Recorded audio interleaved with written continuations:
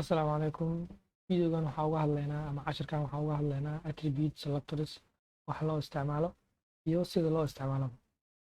Marka hore attribute selectorska waxaa loo isticmaalaa macnaha waxaa leedahay oo kaleento listi badan aan leedahay ama iskal paragraph badan aan leedahay. So markii si dadka la joogo waxaa qasab ah ama iskal badan usually waxaa loo isticmaalaa in si aad u istalgaraysato elementiyadaas badanka inaad class u samayso ama ID u samaysato ama kale tagga magaciisa aad isticmaasho. Macnaha marka attribute selectorskan wuxuu kuu suurtagelinayaa macnaha ama kuu fududeynayaa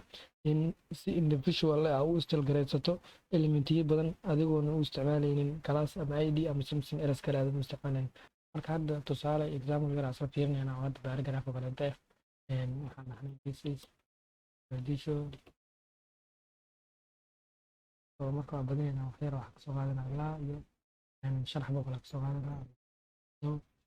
So waxaa dhahnay hargeysa ninka kan waxaa dhahnaa oo kaleeto maayo waxaa dhahnaa oo kaleeto kan waxaa kasoo qaadaa garowe naadir la iska dhah meel ma karnaa. So markaas ay dhahno intooda baa kuwana hadda inoo wada qoran yihiin lixdii paragraph qoran. So marka aniga waxaa igu xiran CSS-kii waa igu xiran yahay waa kana CSS-ka HTML-kan waa kana browser-kan waa igu kacsan yahay live server so marka waxaan sameynaynaa qayb CSS-ka oo kale hadda markaan tagno waxaa rabaa oo kaleento elementigan CSS berber oo kale inay isticmaalayaan rabaa. macnaha haddii uu paragraph adho paragraph isticmaalay dhammaan paragraph wada wataan intoodaba afkati ku qaadanaya. marka waxaa rabaa elementigan CSS berbera in waxaa rabaa color gooni u sameeyo kaleento mana rabo inay dhammaantood wada lahaadaan. sidoo kale mana rabo inaan class ID u sameeyo asiga qaas ah. so marka waxaa isticmaalaynaa attribute selectors wax la yiraahdo. so paragraph waaye then waxaa fiirinaynaa paragraphkii waaye paragraph koowaad waa kana labaad waa kana saddexaad waa kana paragraph afraad waaye. so marka waxaa leenahay colon aan leenahay inaad jaalli. so marka waxaa muxuu ahay elementiga afraad oo ahay. so marka waxaa leenahay color blue just berbera waxay qaadato color blue so rid oo kale kasoo qaad hadda ujeedaa colorka wuxuu wataa rid berbera. so sad anaga maan u sameynin wax class ama wax ID maan u sameynin just waxaan isticmaalnay attribute selectors oo waxaa lagu soo diray CSS3-ga wadato. so marka haddii aad rabtid midka koowaad oo kaleeto isagana markaas inaad istalgaraystid waxaa leedahay paragraph inaad jaalli paragraph jaalliga koowaad rabnaa. macnaha waxay la mid tahay macnaha midkan wax ka bedelaynaa background-iga oo kaleeto background-giisa waxaa ka dhignay blue oo hadda muqdisho hadda waxay noqotay background-geeda waxay noqotay mid buluug ay noqotay. so marka macnahaas waxa waa macnaha midkan paragraph dhammaantood waxay ku sameeyeen inay paragraph yihiin. so markii la dhaho marka inaad child markii la dhaho for macnaha waxay la mid tahay paragraph jaalligiisa afraad because of iyaga dhanba waxay wadihiin paragraph. marka paragraph jaalligiisa koowaad waxa markaas documentiga lagu diro paragraph uu koowaad waaye afka isku kala xiga. attribute selectorska waxaa u isticmaali karnaa marka ways badan u isticmaali karnaa. hadda waxaa kasoo qaadaa oo kaleento inaan haddana ugu sameyno class inaan ugu sameyno oo kaleento anagoo weliba class isticmaalayno haddana waxaan sii isticmaali karnaa attribute selectors hadda price oo kale midkaan dhahnay. so midkaan kalena classka u sameynay class ka duwana midkaa u sameynay oo waxaa dhahnay oo kaleento kan waxaan dhahnay oo kaleento price price so caadi ah kooda dhigana capital baa kala saaraynaa. so marka hadda waxaa wadanaa saddex class oo kala wadanaa meeshaan aan imaanay waxaa dhahna marka paragraph waxaa rabnaa oo kaleento hadda midkan classkan price ofka ah iyo classkan no price intooda ereyga price ku jiro laakiinse isku magac ma macnaha mid waxaa la dhahaa price of la mid waxaa la dhahaa price kaligiisa la midna waxaa la dhahaa no price. marka hadda waxaa inoo sameysan saddex class hadda inoo sameysan. marka waxaa rabnaa qaab waxaa u isticmaalaynaa marka hadda waxaa dhahnay oo kaleento calaamadan aan qoranay oo bracket oo kaleento waxaa dhahnay class haddii uu la mid yahay haddii uu la mid yahay oo kaleento price so means macna mid tahay macnaha stylekan waxaa qaadanaya macnaha wixii class ah wixii paragraph ah uu class wato haddana classkay wataan uu magaca price bis wato macnaha tan waxay la mid tahay inaad tiraahdo kaleento tan waxay la macno tahay macnaha markaa leedahay oo kaleento dot price oo kaleento oo maxaa la yiraahdaa classka symbol asiga u wacayso laakiinse meeshaan waxaa ku jirto functionality badan ku jirto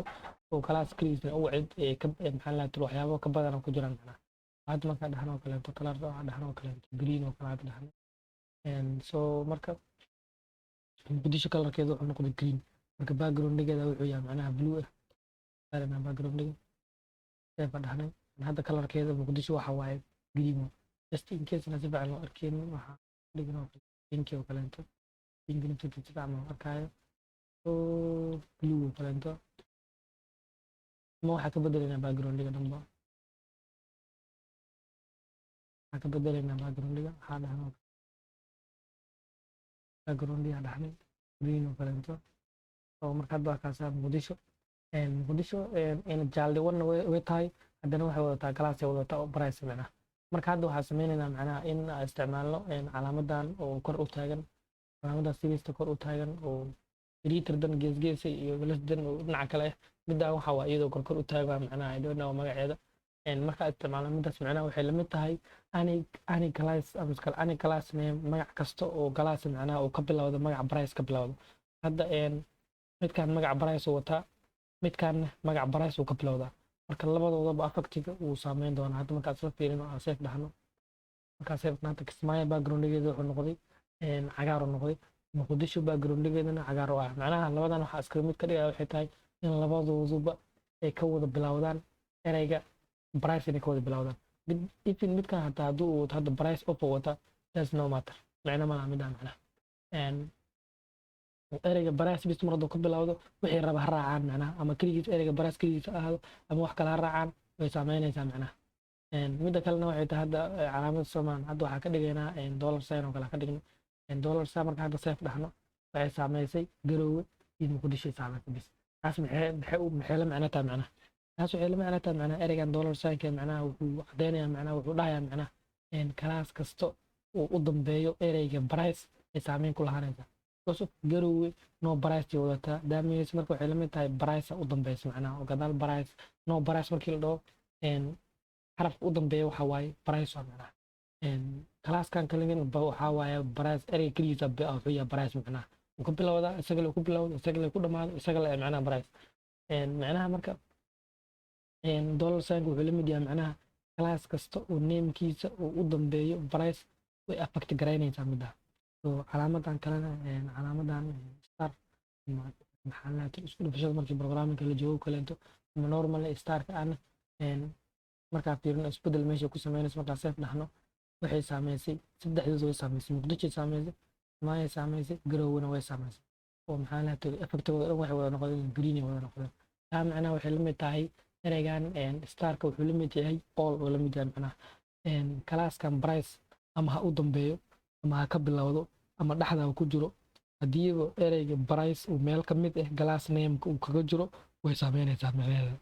oo midkaan price uu ku bilowdaa midkaanna price uu ku bilowdaa laakiin wax kale ka dambeeyo midkaan kalena price uu u dambeeya marka intoodaaba waxay ka weydiismeen inuu ereyga price ku jiro daameys xarafkan ama classkan oo maxaa la yiraahdaa starkan wuxuu sheegayaa macnaha in haddii ereyga price uu class name-ka meel kasta uu kaga jiro waxay ku lahaanaysaa affect uu qaadanaya macnaheeda so marka more things oo loo isticmaali karo way jiraan attribute waxaa la yiraahdaa attribute selectorska marka intaan uu talagalay inaad ka tuso videogeena intaan ku eegay wassalaamu calaykum